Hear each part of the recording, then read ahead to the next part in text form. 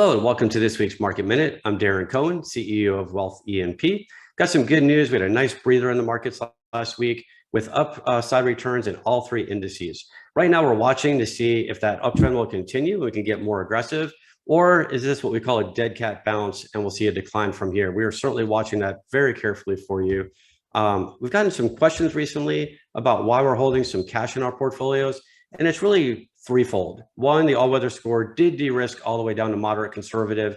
It's ticked up a little bit to moderate this week, but then the underlying models themselves, this one being our artificial intelligence model, which at the beginning of this year crossed over into negative territory, currently sits at negative 1.57.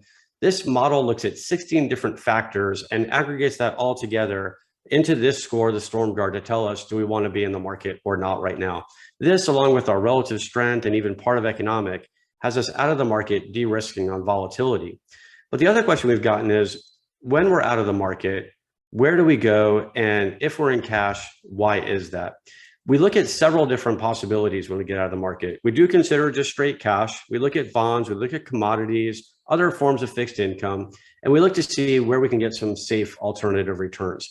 Right now, we haven't felt safe in the bond market. As you can see in the chart here, those bottom negative numbers are the AG, which is the bond index. It's the PIMCO Total Return Bond Fund, which historically has been a great bond fund, but it's negative for the year. We've been too concerned about rising interest rates to go there.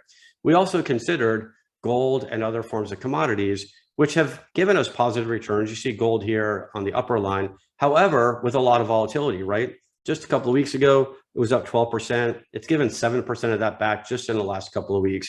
We don't want that volatility either.